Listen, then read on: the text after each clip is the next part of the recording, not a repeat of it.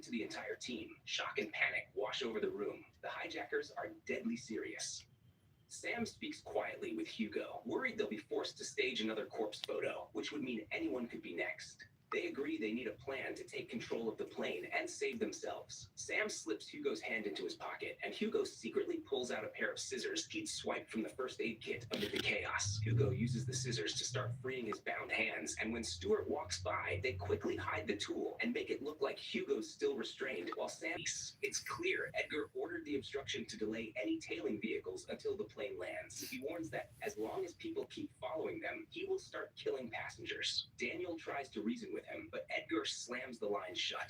Daniel urgently calls Zara, begging her to pull the police off the road and let Edgar pass, because lives on the plane are at stake. Back on board, Sam scribbles a short message on a juice carton and slips it into circulation among the passengers. The note calls for unity. They must band together and fight to protect themselves if they hope to survive the hijackers. But Jaden notices the notes and grabs a juice carton, handing it to Jamie. She shows it to Stuart, who immediately suspects Hugo. He'd seen the pen with him earlier. Stuart opens the new message from Edgar, ordering another passenger killed, and points at the note. The next victim will be that man. Sam stands up and insists it wasn't Hugo. He shows Stuart the pen in his own hand as proof.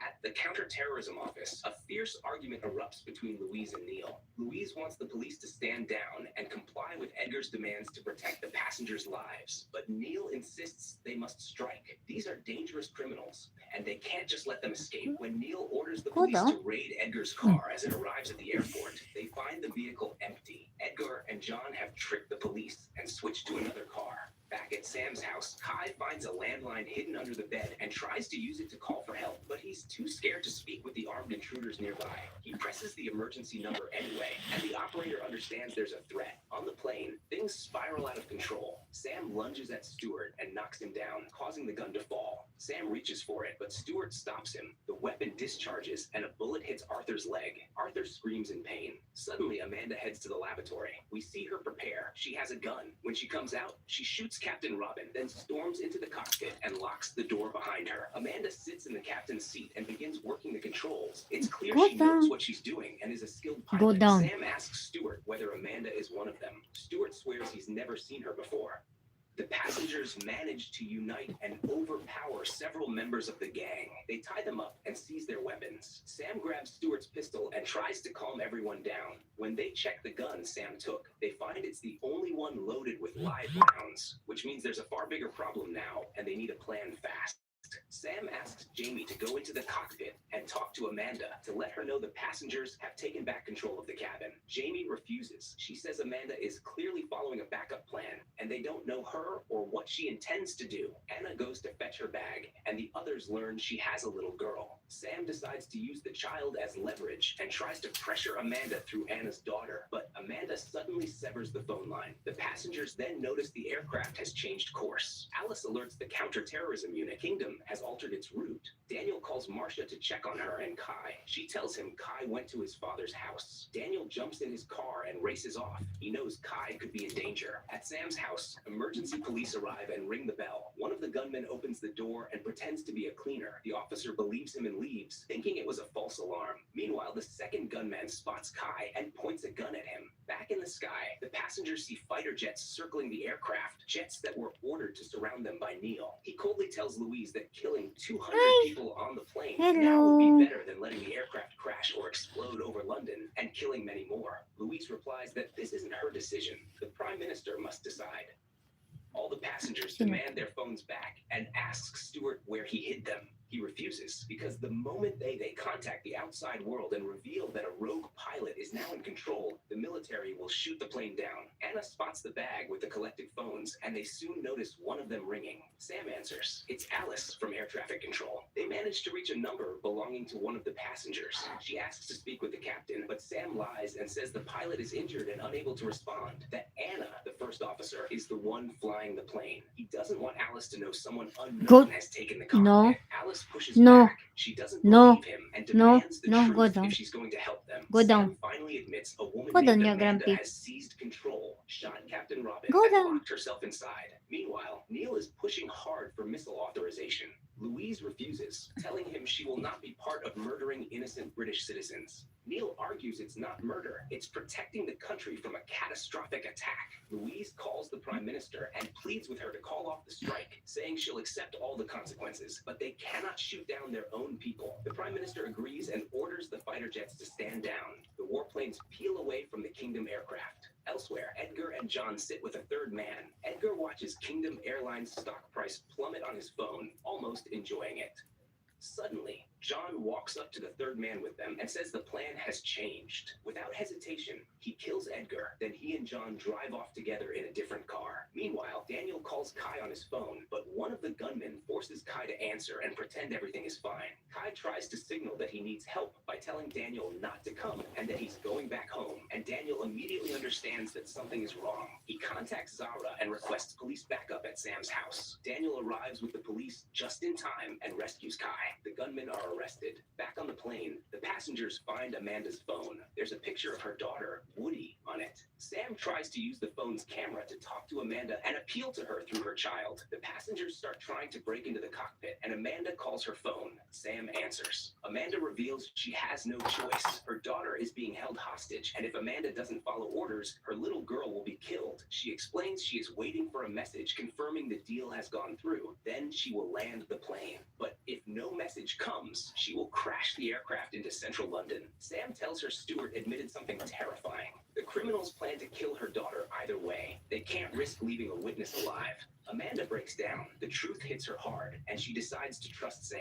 She unlocks the cockpit only for him. Sam enters alone and begins coordinating with Alice to help guide them for landing. That's when they discover the fuel is critically low, dangerously close to running out. Sam needs Amanda to take the controls. She's a trained pilot, but Amanda is overwhelmed. Translator, Terrified, my convinced work. she's headed to Hello. prison for killing Captain Robin. Sam urges Alice to guarantee Amanda protection. She killed under duress with a gun to her head.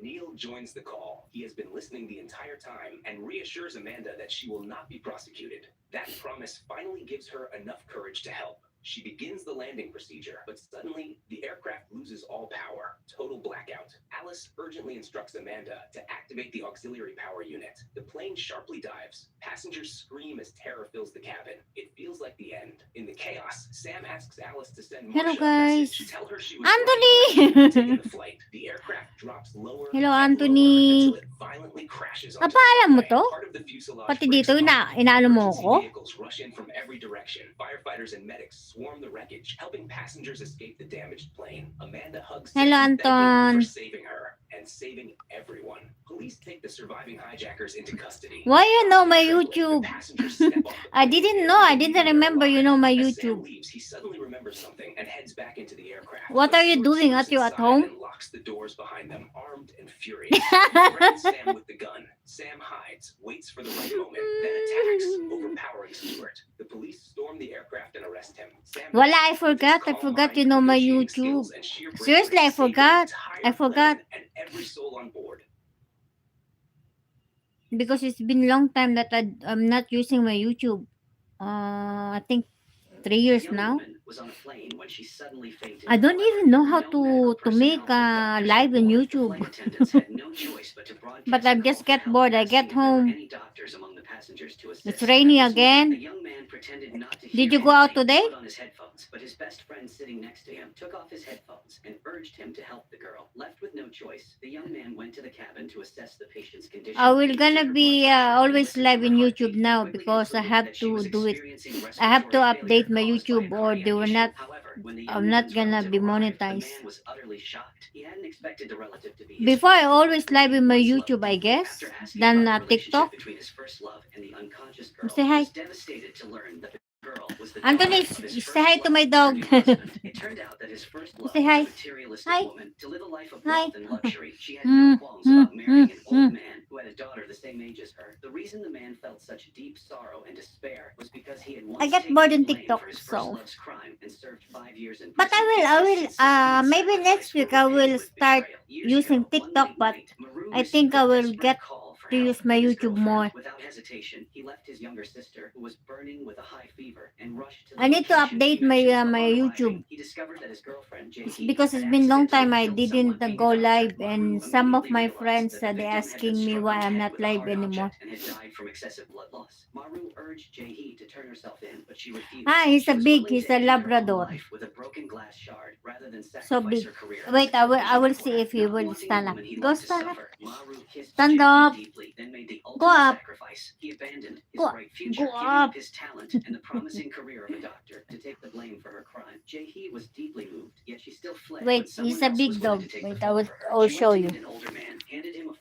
folder of documents, and crying, told him she didn't It's a need to big one. explain. He would understand Go what had up, happened, Grumpy. wouldn't he? Chairman Nam said nothing, only gently embracing Lazy. Jihee. Perhaps it was because this document had pushed Jihee to commit murder. At that moment, Maru had reached the window and watched the police cars rushing towards them. He calmly called his sister, bidding her a final farewell. 5 years had Are you at quickly home now? passed. What are you Maru had doing? spent 5 years in prison, and when he was released, he had become a wealthy young man, spending each Where's day your loving a mom? girl, only to abandon her the next. No matter how much the girl chased him, begging him, he coldly brushed her off. For Maru, his first love, Jihee, always left a deep impression in his heart. The other girls were either here or not, it didn't matter. On the other hand, Your mom seeking always punishment, tired. Jihee had become the wife of Chairman Nam. The promised When did your awakening made mom not Maru had long tired? been forgotten by her. Meanwhile, Chairman Nam's daughter, Eungi, the owner of a famous cosmetics company, was a bold and decisive person. Despite being a woman, her spirit was stronger than that of many men. When a customer complained of an allergic reaction to one of her company's products, Eungi personally went to apologize, bowing deeply. She then No? invited the customer to a meal, offering food made from her own cosmetics. Upon discovering that she had eaten the cosmetics, the customer was horrified. At Ah, that point, okay. Eungi revealed that the woman was not Japanese, but Korean, hired by a competitor, LK Company, to sabotage Eungi's products. Her companion, Lawyer Park, also presented evidence showing that the woman had received a suspicious payment of 3 million won just last week, You just causing got the woman home? to be too embarrassed to defend You herself. just When got she home returned from home, school the yan eh? customer risked Or torturing her again. Her health wasn't very good, and Jihee was her stepmother. Jihee pretended to care for her husband's daughter, which you disgusted her. didn't go She to claimed that Daura since today? Jihee had With given birth to a son from your her mom father, didn't go Eungi to couldn't Daura? just throw her out of the house. Back to Maru, he wasn't really a wealthy young man. He had gotten involved with that girl, only to take revenge on her for tricking his best friend and stripping him of all his assets. After just 2 days, Maru had successfully reclaimed his friend's bank cards. Following this incident, they both flew back to Seoul. On the plane, Maru accidentally met Eungi, who was also on a business trip. However, due to her poor health, she fainted and collapsed onto Maru's shoulder. Maru didn't want to interfere, but there was no medical staff or doctor on the plane, so they made an announcement asking if any passengers were doctors. Maru, ignoring the situation and wearing his headphones, was urged by Jae Gil to take action and help. With no other option, Maru went to the cabin to check on the patient. He took her blood pressure, listened to her heartbeat, and suspected that she was suffering from respiratory failure due to a heart problem. When Eungi's relatives appeared, Maru was taken aback. He didn't expect it to be his first love, the one he had sacrificed so much for. Maru asked about the relationship between Jae-hee and the girl, only to be stunned when he learned that this was Jae-hee's stepdaughter. So, she left him to marry an old man with a child her own age? Now, there was even a 3-year-old son. Maru momentarily lost his composure. He couldn't believe that the woman he loved had betrayed him like this. When the flight attendant called his attention, he regained his calm and immediately rushed to help Eungi. After 2 injections into her heart, Maru concluded that the girl had sustained lung damage and broken ribs. Seeing the blood spilling out, Jae-hee, anxious and Ah, distrustful, tried to stop okay. him, but Maru's eyes, filled with hatred, continued to work. Jae-hee Be a screamed that good he wasn't a school, eh? doctor. Maru, who had given up his future and taken the blame for her, felt deeply The heartbroken school hearing will her be words. finished, Eungi right? began to breathe again, so This Maru month? left. One woman was willing to give up love for Next month money, is while your another had vacation? sacrificed her Same future as in and Manila? career for love. Outside, Maru's heart ached, making it hard for him to breathe. Even after the plane had landed, he couldn't escape the painful memories. Back then, he and Jae-hee grew up in the same neighborhood, attended college together to Oh, pursue their dreams. She wanted to be a journalist, while I'm he wanted to be a doctor and sleepy. save lives. They had once been a perfect couple, and the love they had back then was so pure, but now it had turned into a deep wound. Meanwhile, after being saved, Yoongi was rushed to the hospital, yet she remained focused on her work. When Lawyer Park visited, he sighed at how stubborn she was. Yoongi scolded him, telling him he should be working too, and that he should feel ashamed for receiving a salary without earning it. Then, she turned to scold Maru after discovering that he wasn't a real doctor, but still had the Because audacity to I stab sleep a needles into little her bit chest. in Yoongi my also learned work that the while I'm stepmother she waiting for the despised rain was to somehow stop a connected to little. Maru. Shortly afterward, she received a call from a And I subordinate have with to get up shocking because I news. have Her need to go home, stepmother but I had still want secretly to sleep withdrawn more. 1 billion won from the bank and was going to But meet when I someone, get leaving home, Yoongi because you know stunned. it's cold Indeed, at the Jae-hee had bus, withdrawn so it 1 wake me billion up. and brought fruit roots to the Now old I house. I am She wanted to make it up to him in this way. But when I Jay feel a Gill was little bit home, Maru sleepy. was taking his sister, Choco, to the hospital. Choco was still weak, but back in the day, she had been angry with her brother for listening to her because of Okay. Jae-hee. Love you At too, that Anton moment, Jay Gill was Anton. telling Jae-hee how Sapten. terrible she had been. Be good. Maru lost his family Always and was be left good with at only his school, sister, okay? but he had neglected her for Jae-hee. Now that he was out of prison, no one would hire him, no matter Ahmed how Boss. skilled he was. Boso? Jae-hee listened, feeling guilty, Hello. but was even more surprised when Maru refused to move. It was because he was afraid she wouldn't be able to find him again. Now, she realized how Take thoughtless she care, had been toward Maru. Anthony. See you Overcome with soon. shame, I will Jae-hee see you in couldn't the stay aura any soon. longer. When Maru returned Maybe home, tomorrow she I had will go already there. left, and Jae Gill handed him the $1 Okay, billion she had Anton. brought. Maru was deeply offended, feeling that this was Love the you. ultimate insult to him. Bye bye, Furious, he grabbed the Anthony's. money and ran after Jae-hee to return it, but she was nowhere to be found. That evening, as Jae-hee stepped into the house, she found Eungi waiting for her. Eungi immediately confronted her, demanding to know why she had given $1 billion to that guy who isn't even a real doctor. Jae-hee was startled by the question, realizing You're how so sweet, fearsome her stepdaughter Anthony's. was, always I managing will to give you empower big hug everything. when I see However, you. Jae-hee was not one to be easily intimidated. She turned the tables by using Maru as a Thank threat against you. Eunji. Yalla, Jae-hee told take Eunji a that rest Maru now. knew about the incident from 7 years ago when Eunji was caught possessing drugs and was exiled overseas. If Maru revealed this to the company's shareholders, Eunji would lose her right to inherit the company, and all her hard work would go to waste. Jae-hee claimed that this was the reason she gave the $1 billion to keep Maru silent about the matter. Eunji was infuriated upon hearing this and vowed not to let Jae-hee get away with it. The next day, Eunji told Jae-hee that she had reported Maru to the police for blackmail and extortion. She added that Jae-hee should prepare herself to visit him in jail, leaving Jae-hee utterly stunned. Not long after, when Maru returned home, his sister Choco ran to him in tears, terrified that he would be taken away again. Still confused, Maru tried to calm her down, but before he could make sense of the situation, two police officers arrived and arrested him on charges of blackmail and extortion. When Maru asked who had filed the report, the officers revealed the name, Jae-hee. Maru's heart ached deeply as his gaze grew cold, mixed with resentment. Choco, terrified, chased after the police, pleading with them not to take her brother away. This only fueled Maru's hatred for the cruel fate he had been dealt. When Jae-hee heard what Eunji had said, she had no choice but to go to the police station. The two of them were once again face to face, but Maru's eyes no longer held the gentleness they once did.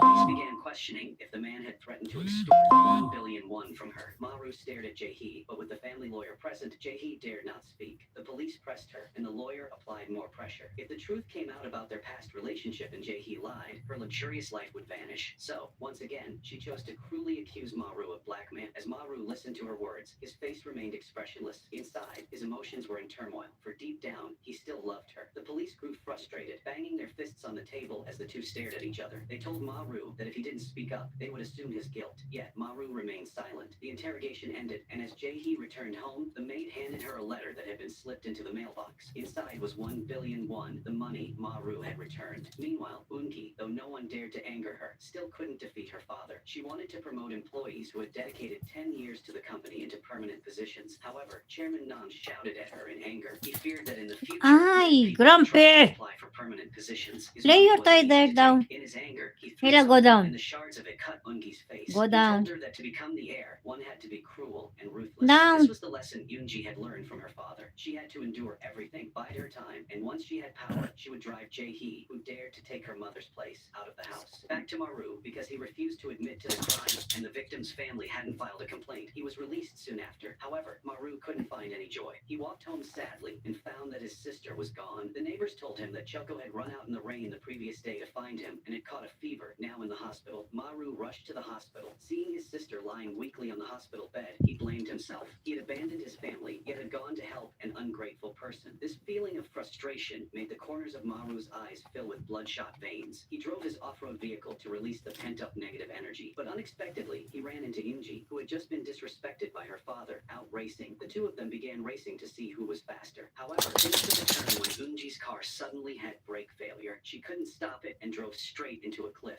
Fortunately, Maru stretched out his hand and managed to pull her to safety. It seemed that she now owed him twice, but Eunji didn't care much about that. She was determined to go back to the cliff to find the doll still lying in the car. That doll was the last gift from from her biological mother. So despite Maru's attempts to stop her, Ungi was determined to throw herself down the cliff to retrieve it. Seeing her determination, he reluctantly tied a rope around his waist and crawled down the slope to help her. Just as he grabbed the doll, the rope snapped, causing Maru to fall. Ungi quickly took him to the hospital. The doctor came out and informed her of his condition. Luckily, Maru had gotten caught in a tree, so he survived, but he had only suffered a few broken bones. Ungi, who was usually so proud, now spoke in a mocking tone to him, saying that he was willing to help a stranger. Clearly, he must have some ulterior motive. Maru lay on the bed, unsure whether to laugh or cry. He asked her if her parents had taught her to be so ungrateful. If she felt grateful, she should say thank you. If she felt guilty, she should apologize. He mentioned that his parents weren't well educated, but still taught him this principle. He added that he didn't need her gratitude or have any ulterior motive toward her. After saying this, Maru told her to leave, hoping that they would never meet again. Unji, who had been scolded like a child by Maru, was furious, but she couldn't entirely blame him. Having grown up in a strict environment, she had been taught that money and power were the only practical things in life. Experiencing human kindness for the first time, Unji found it hard to adapt. In fact, the reality was evident when Jae-hee took her son to the amusement park. She hugged her son and told him to grow up quickly so he could inherit the company for her. So, if Inji didn't stay strong, everyone would be ready to insult her. However, after meeting Maru, she began to understand what true human compassion really meant. During a family meal, she repeatedly wrote Maru's name, not even understanding the feelings stirring within her own heart. At this time, Inji's lawyer An from her cosmetics company, received a There's a message, Master. that Ungi's liver was a perfect match for her. Hurry up and take it. Hello. So noisy. Chairman Nam became furious. As the heir, he couldn't allow her to harm herself. He scolded his daughter for being foolish and then turned to berate lawyer An for following his daughter's request. Seizing the opportunity, Jae-hee, standing in front of the chairman, pretended to be a caring mother. She advised Inji not to jeopardize today. Moved by her words, Chairman Nam ordered lawyer An to announce the news to the press and organize a grand wedding with Jae-hee. Ungi was immediately informed of the news. As she looked at her doll, she recalled a memory from the past when her mother couldn't bear it any longer and left, wanting to take Unji with her. However, Unji had refused. She had to win first, then take her revenge before she could release the pent-up resentment. Ungi then looked at the gift she had given to Maru, which had been returned, and decided to bring it to him at the hospital. However, upon arriving, she learned that Maru had been discharged an hour ago. For the first time in her life, Ungi felt disappointed for not being able to meet the man. Just then, as a nurse entered, she asked for Maru's address. Meanwhile, Maru had already returned home. Though he had only been in the hospital for a few days, Jae-gil had brought his girlfriend to stay with him. Maru was unaware that Jae-hee had even come this far, but she had been called back by lawyer An. As Maru stepped out to look for his sister, he ran into Ungi, who immediately criticized how cramped the neighborhood was. Maru, feeling helpless about the lack of building permits for his house, didn't want to continue the conversation with Unji. He mistakenly assumed that Unji had feelings for him and warned her to maintain her dignity. After such a blow, Unji found it difficult to hold herself together. She clarified that she came out of gratitude and didn't want to owe anyone anything. Hearing this, Maru brought his face close to hers and with that gesture claimed the debt was paid. After that, he didn't pay any more attention to Unji and simply got into his car and drove off. It was the first time Ungi had ever been abandoned like that, and she felt deeply uncomfortable. Just as Maru got into the car, he received a call from his sister, Choco, who had gone to look for their mother. However, when she arrived, she found the new husband of their mother smashing things. Hearing the shouting and crashing through the phone, Maru immediately became worried for his sister. While the man wasn't his mother, he was Choco's biological father, and his father had 2 wives. In a hurry, Maru was about to leave when Ungi jumped into the car. She wanted to argue with him. She couldn't let herself go back, feeling humiliated. Left with no choice, Maru reluctantly agreed to drive her along. On the way, Maru You're stepped on the grumpy. accelerator, speeding up, but Inji, who loved speed, wasn't frightened. Maru warned her that they would leave Seoul and wouldn't be able to return that day, so if she wanted to get out, it was now or never. However, Inji stubbornly refused to get off the car. She handed Maru the gift box, but he rejected it. Ungi explained that she only wanted to make up for things, but Maru made it clear he didn't like watches. He subtly hinted that he preferred something else. Maru has a goal in mind, and Unji is the one who will help him achieve it, so he decides to pursue her. Unji, sensing that Maru isn't quite normal, tries to get out of the car, but it's too late. Maru refuses to stop because his sister is still waiting for him. After a long drive from morning until late at night, Maru points out the bus station to her. He also warns that if they meet again, he will pursue her to reach his goal. Unji isn't sure if he's serious, so she decides to get out of the car and follow him. Ahead of them, they find a drinking establishment where a woman is being yelled at by her husband. This woman is Choco's mother, who abandoned her child to marry a new man, only to now be mistreated and beaten by him. When the man attempts to grab a chair to hit the woman, Maru intervenes. Unable to stand the sight, he steps in, but the man shoves him aside and continues to strike his wife, making Maru furious, and he punches the man. However, the woman, seeing Maru hit her husband, grabs a broom and begins begins hitting him. The wound that Maru recently sustained still causes him pain, but just then, Choco runs up to stop her mother from hurting her brother. Maru, feeling lonely, sits by the beach, thinking that it seems like the whole world despises him. Yoongi slowly approaches and observes his solitary figure. Her heart stirs with a sense of empathy. She sits beside him, offering her limited comfort, and they share a quiet moment together. After a while, Choco's mother arrives and returns the girl to Maru. She loves her daughter deeply, but believes that keeping her would bring hardship. Choco doesn't want to be a burden to her brother, but she is also rejected and pushed away by her mother. Maru can't understand Choco's mother's feelings. He feels she doesn't deserve to be a mother, but in her mind, it doesn't matter how she's misunderstood, as long as her daughter can live well. In that moment, Ungi feels a deep sense of empathy. The three of them sit in silence in the car, with Choco's sobs breaking the stillness. Meanwhile, Jae-hee brings a bottle of wine to the home of Lawyer An. Once inside, she directly asks him to help keep the relationship between her and Maru a secret. In an attempt to gain his sympathy, or perhaps to truly share her pain, Jae-hee opens up to Lawyer An about her past, how her mother was a prostitute and she never knew her father. Her brother was addicted to gambling, and both her mother and brother sold her into prostitution for money. Because of her difficult life, money and status became more important to her than her own life. She tells him that it was Maru who saved her when she was about to be sold into prostitution, but later she betrayed him. To make him feel more sympathy, Jae reveals that Maru had once taken the blame for a crime she committed.